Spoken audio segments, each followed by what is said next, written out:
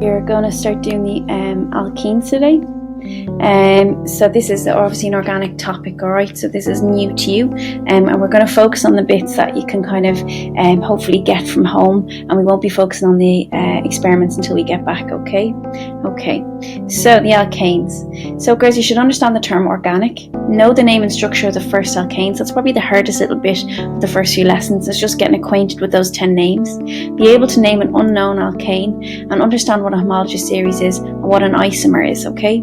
Now, organic materials are substances made from carbon atoms, and it's a bit of a love-hate topic, okay? Some people really like it because there's not a huge amount of maths involved. There's quite a bit of learning and understanding, so it's I don't think it's that hard, but you have to sit your bum down and learn it, okay? So there is a little bit of that.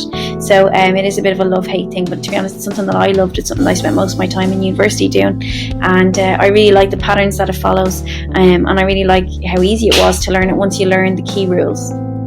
Now, carbon can form chains or rings and is tetravalent, okay? So an organic material, girls, is something made predominantly from carbon and hydrogen atoms, okay? Sometimes oxygen, sometimes you get nitrogen and sulfur in there as well, but predominantly it's carbon and hydrogen, okay? Now, carbon is what's called a tetravalent atom. It can form 4 bonds at any one time. So you can see here, we've got 4 little dashes out from each carbon. Okay, for each one there's 4 different dashes out, okay? Now, 4 alkanes are no double bonds, okay? So we can see all of these are single bonds, alright? So we can have chains, we can have little branches forming, and we can also have rings forming as well.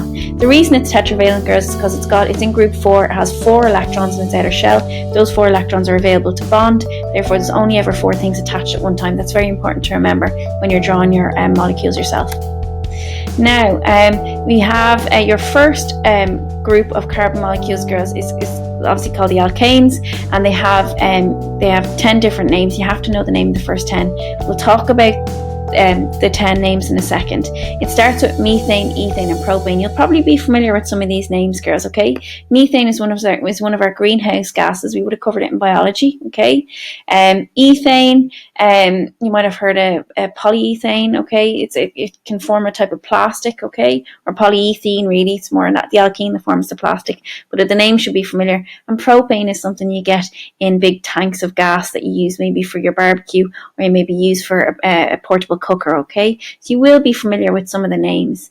Now, have a look at each one of these molecules, girls, and pause the video and see if you can work out the ratio of carbons to hydrogens. How many carbons are there to hydrogens? Because there's a pattern across all of the alkenes. Okay, pause it here and see if you can work it out.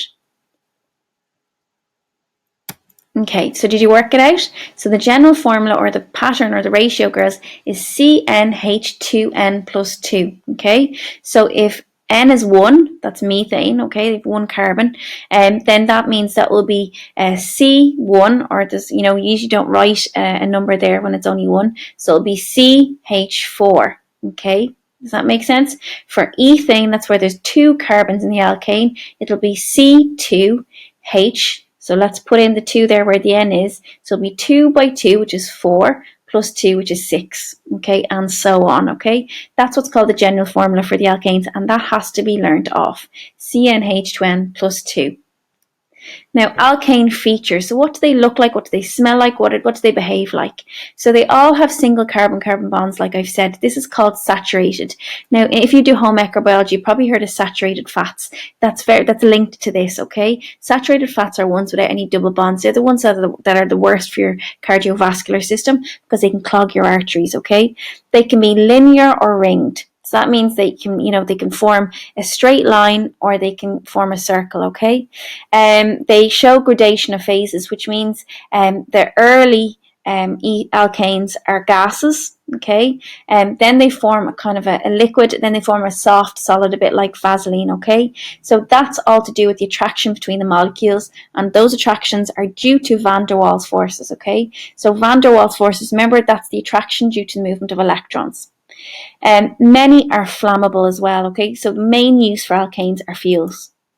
Now, different structural isomers, we'll talk about this again in a little while, okay? So you can form what are called isomers with alkanes, and the other homologous series we'll talk about in a little while.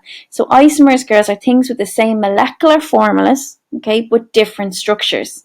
So they may have the same number of carbon and hydrogens in their molecules, but they will be attached in different ways. We'll talk about that in a few minutes.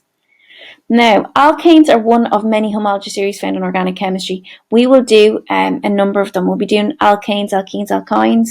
We'll also be looking at some other functional groups too, okay? And now, homologous series are groups of molecules that share the same general formula. For alkanes, it's CnH2n plus 2, and similar chemical reactions. They behave in a similar way. Now, ladies, what I'm going to do is I'm going to switch now just to show you some written examples of some alkanes there now. Okay.